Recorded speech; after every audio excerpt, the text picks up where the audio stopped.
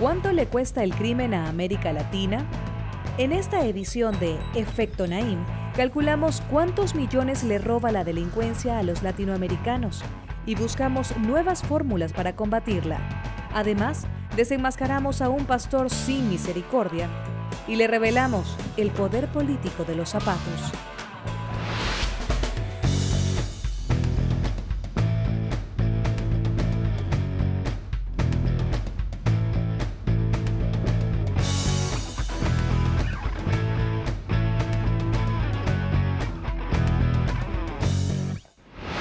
Bienvenidos, soy Moisés Naim desde Washington. Encantado de estar de nuevo con ustedes, como siempre. ¿Usted se siente seguro cuando camina solo de noche en una de las calles de su ciudad?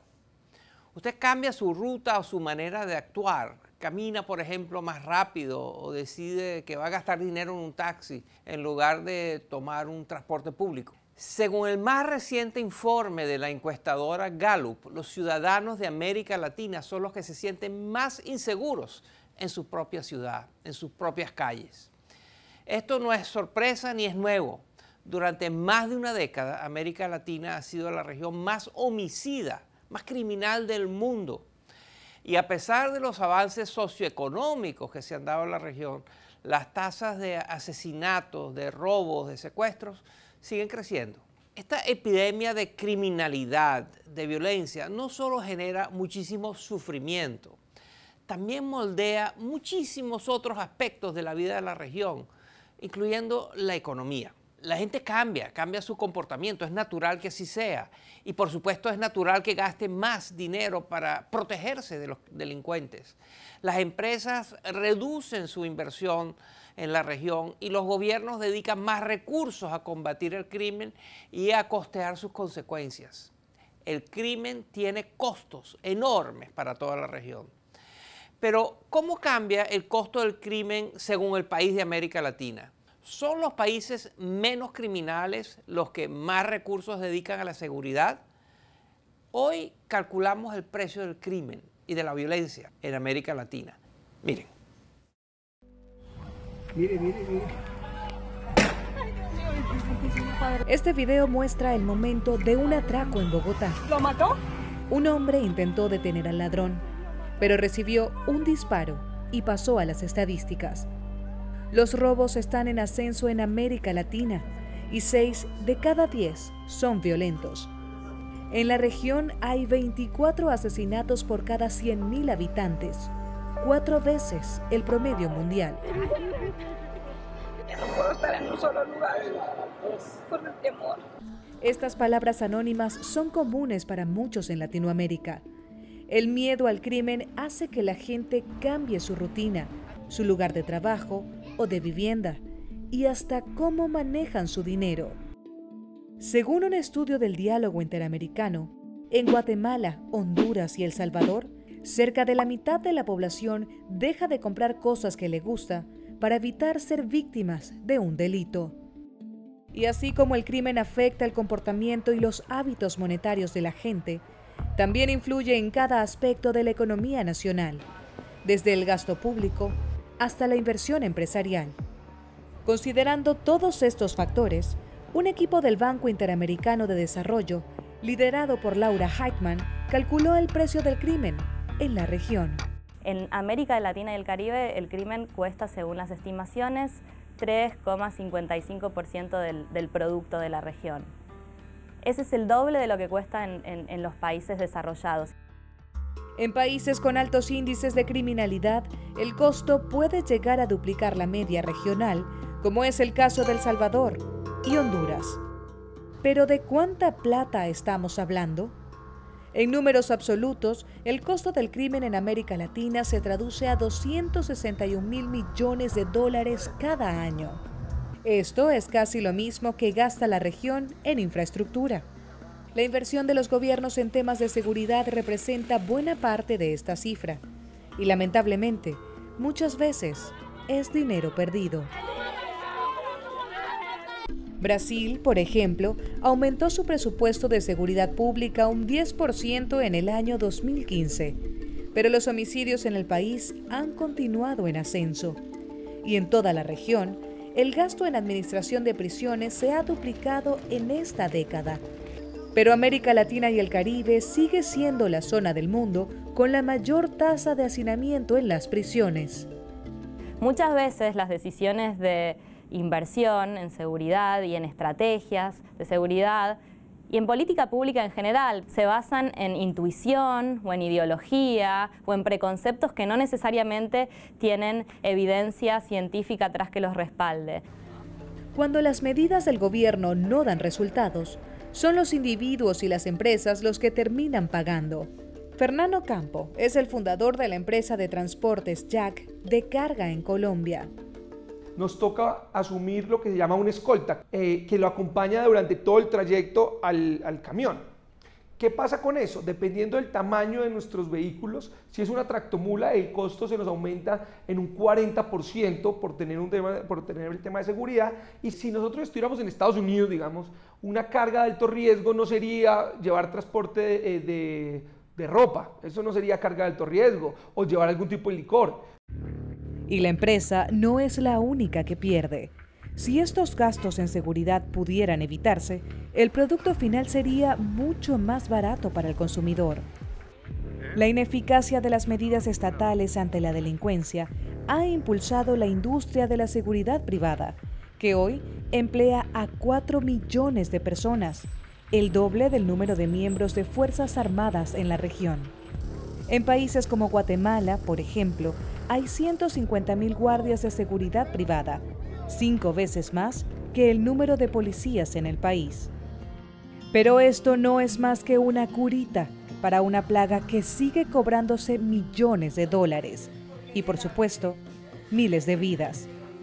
Javier no merecía morir así.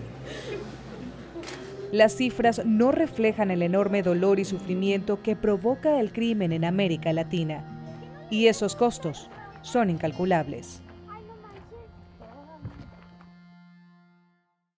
Estamos de acuerdo. América Latina no puede seguir siendo la capital mundial del crimen. Los costos son demasiado altos. ¿Por qué la región no ha podido enfrentar este problema? ¿Qué hemos estado haciendo mal? ¿Cuál puede ser la solución? A continuación, tengo una invitada muy especial que nos va a ayudar a responder o a entender por dónde vienen las respuestas a estas difíciles, importantísimas preguntas. No se vayan.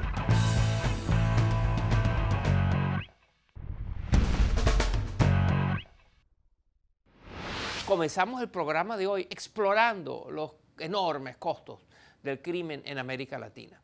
Y a pesar de que todos los gobiernos constantemente prometen enfrentar esta epidemia de violencia, los éxitos son muy pocos, lamentablemente, y los fracasos muchos. ¿Qué vamos a hacer? ¿Por qué no hemos encontrado soluciones a este devastador problema? Las respuestas pueden que se escondan en la falta de datos y de información. Eso es lo que sugiere mi invitada de hoy. Se trata de la colombiana Nathalie Alvarado. Ella es la coordinadora de Seguridad Ciudadana y Justicia dentro del Banco Interamericano de Desarrollo y lleva más de 15 años diseñando e implementando proyectos e ideas para combatir y prevenir el crimen en América Latina. Ella encontró que uno de los mayores obstáculos para encontrar soluciones eficientes a la criminalidad es la falta de información confiable sobre la delincuencia y sus patrones. Y se ha propuesto cambiarlo. Alvarado está liderando esfuerzos para crear enormes bases de datos sobre la criminalidad que permitan identificar patrones, temas recurrentes, estructuras dentro de todos esos datos que den luces acerca de dónde, cómo, por qué ocurre la actividad criminal y así poder enfrentarla mejor. Hoy Nathalie Alvarado nos revela por qué, a pesar de ser la región más violenta del mundo, América Latina no cuenta con datos confiables sobre la criminalidad y nos explica cómo Internet podría contribuir a crear una región más segura para ciudadanos como usted. Mire, ¿cómo es la información que tenemos en América Latina sobre toda la actividad criminal?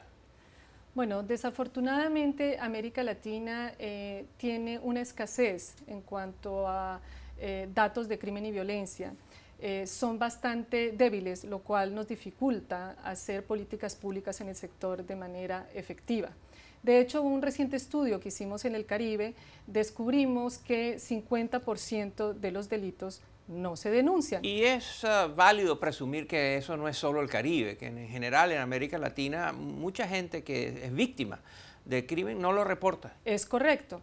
De hecho, tenemos que para América Latina alrededor del 30% de la población tiene poca confianza en las instituciones de la policía y la justicia, y yo creo que esto es un hecho importante por la cual la gente no denuncia, que hay desconfianza. Usted está dirigiendo esfuerzos pioneros en tratar de entender el crimen en América Latina.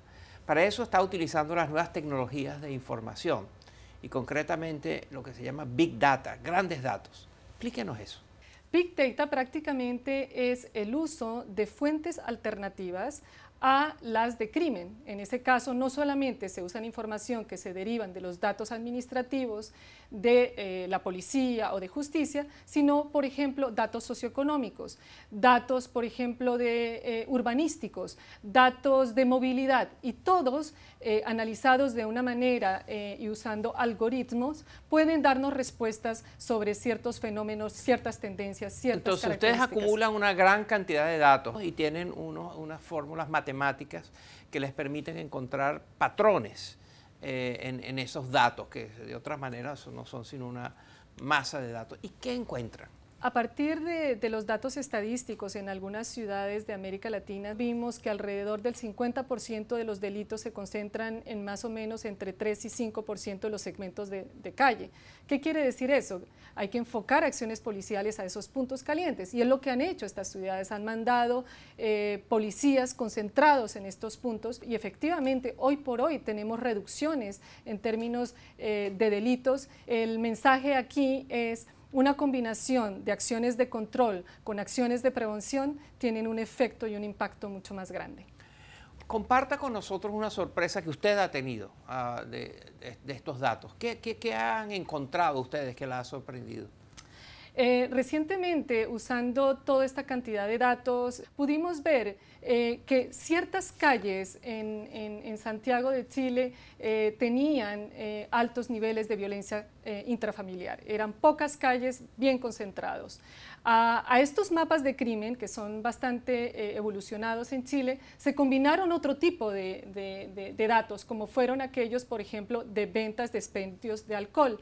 Y hubo una coincidencia que el aumento de aquellas denuncias y actos de violencia intrafamiliar fueron asociados a consumos de alcohol. Y ha habido también la proliferación de la utilización de redes sociales, donde las comunidades se organizan y tienen mensajes y tienen grupos de chat y de diálogo, y tienen twitters y tienen para alertar a vecinos y a su comunidad de crímenes. ¿Eso está funcionando?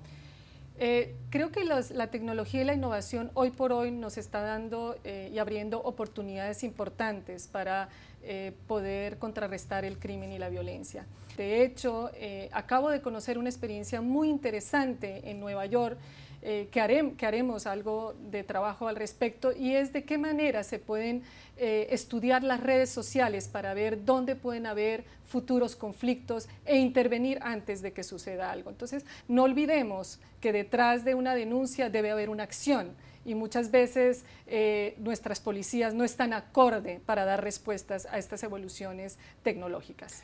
De hecho, le voy a mostrar un cuadro sobre los índices de impunidad en América Latina, donde se denuncian cosas y después no pasa nada. Mire esto. ¿Por qué? ¿Por qué tanta impunidad? Es el reflejo de la gran debilidad de nuestras instituciones de seguridad y de justicia. De todas las instituciones del Estado, creo que lo que ha sido la policía, los sistemas de justicia, los sistemas penitenciarios han estado abandonados. De nada valdría la pena que hubiera gente que se captura por delitos, pero si no son procesados, todo eso tiene una gran resonancia en el efecto de la impunidad. Es por ello que un énfasis importante dentro de lo que es fortalecer la seguridad y justicia en América Latina es fortalecer sus instituciones. Natalia Alvarado se especializa en entender cuáles son las causas de los crímenes en América Latina y qué hacer para enfrentarlas y para hacer que nuestra región sea una región menos criminal, menos violenta, menos homicida. Muchas gracias por estar con nosotros. Muchísimas gracias, Moisés. En América Latina hay una profunda cultura de violencia que la hace normal, la hace parecer que es lo normal, es la situación usual. Y eso no debe ser. Hace falta un cambio profundo de mentalidad que deje de normalizar la violencia. Y al regresar a la pausa vamos a cambiar de temas. Vamos a hablar de temas más ligeros. Es nuestra sección de genialidades memorables, donde nos gusta mucho identificar a los poderosos que son grandes hipócritas. Hoy vamos a desenmascarar a un pastor que no aplica lo que predica. Uno de muchos, pero este es grande. Y nos vamos a reír. No se vayan.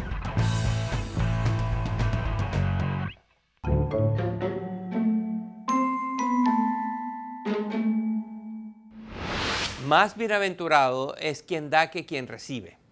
Para la mayoría de los creyentes, esta filosofía de caridad es una parte fundamental de su religión. Pero al muy devoto genio memorable de esta semana parece que le interesa mucho más recibir que dar.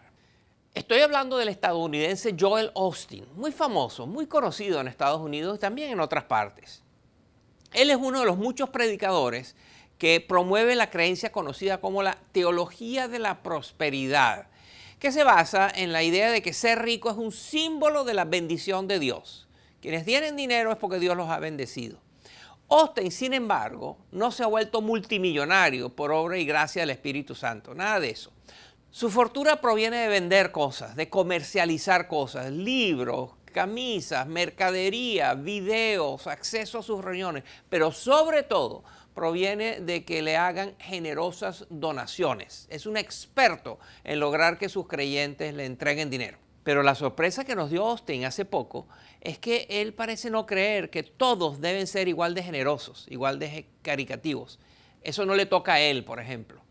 Cuando este señor tuvo que dar fe de su propia generosidad, actuar con base en eso, lo único que dio fueron excusas, y no muy buenas. Mire. En Houston, Texas, se encuentra la iglesia más grande de Estados Unidos, la iglesia de Lakewood. Desde aquí, su fundador Joel Osteen predica que la riqueza es una bendición de Dios. Y Osteen sí que ha sido bendecido. Tiene una mansión de 17,000 pies cuadrados y un patrimonio valorado en más de 40 millones de dólares. Pero Osteen parece no haber sido bendecido con el don de la misericordia. Cuando el huracán Harvey azotó a Houston, escuelas, centros de convenciones y otros locales recibieron a miles de personas que se habían quedado sin hogar. Pero las puertas del gigantesco templo de Osteen permanecieron cerradas. Esto generó otra tormenta, pero de críticas. Las redes sociales estallaron en contra del pastor y llovieron los memes burlándose de su hipocresía. I know y'all love me. It's everybody else. Osteen se defendió diciendo que su iglesia no abrió porque también se había inundado. Pero algunos tuvieron que ver para creer y cuando se acercaron, la encontraron ilesa. You see the inside of that is dry. Rápidamente el predicador elaboró otra excusa y dijo que en realidad no había acogido a los damnificados porque el gobierno no se lo había pedido. Al parecer, Osteen no conoce la parábola del buen samaritano. Nunca entenderemos todo lo que pasa, pero tener una mentalidad de pobrecito yo, mira lo que perdí, ¿por qué me pasa esto? Eso solo nos hará daño. Esto es fácil de decir para Osteen, quien regresa a su casa intacta. Pero no todos tuvieron la misma suerte. Gran hipócrita. Hasta aquí la genialidad memorable de la semana. Si usted sabe de algún predicador farsante o sabe de algún gran hipócrita o de algún poderoso que haya dicho o hecho una genialidad, una tontería, por favor, compártala con nosotros. Use la cuenta de Twitter del programa, @EfectoNaim, o mi cuenta personal, @MoisésNaim. Y para terminar el programa de hoy, les voy a hablar de zapatos. ¿Qué tienen que ver los zapatos con la política? ¿Cuál es la expresión política de los zapatos? Tenemos varios ejemplos que van desde Theresa May, la primer ministro del Reino Unido, a Nikita Khrushchev, el entonces jefe de la Unión Soviética cuando ese país existía como tal. ¿Cómo se mezcla todo eso? Bueno, vean esto. Desde que Theresa May se convirtió en la primera ministra del Reino Unido, no se ha dejado de hablar de sus originales zapatillas. La premier británica tiene más de 100 pares y asegura que le ayudan a expresar lo que no dice con palabras. Otros buscan estar a la altura de sus desafíos políticos. Los zapatos de los exmandatarios Nicolás Sarkozy y Silvio Berlusconi tienen una suela escondida que les regala unos centímetros de altura. Hay quienes les cuesta bajarse de sus tacones. Con este vertiginoso par, Melania Trump abordó el avión presidencial para visitar el estado de Texas tras el paso del huracán Harvey. Las fotos causaron revuelo en las redes. Por suerte, la primera dama estadounidense decidió cambiar sus amados Manolo Blahniks por unos tenis deportivos antes de visitar las zonas afectadas. El zapato también ha sido protagonista político fuera de los pies. En la Asamblea de las Naciones Unidas, en 1960, el líder soviético Nikita Khrushchev no se molestó en tomar el podio para expresar su descontento ante uno de los discursos. Optó más bien por golpear la mesa repetidamente con un zapato. El expresidente estadounidense George W. Bush conoce muy bien esto de la protesta con calzado. Así tuvo que esquivar 2 zapatazos en una rueda de prensa en Irak en el 2008. Y hasta aquí el programa de hoy. Espero que les haya interesado. Como siempre, puede seguirnos a través de nuestras redes sociales. Y si quiere recibir en su correo electrónico todo nuestro contenido, simplemente tiene que suscribirse a nuestro boletín. Vaya a nuestra página web, efectonaim.com. Gracias por acompañarnos. Nos vemos la semana entrante.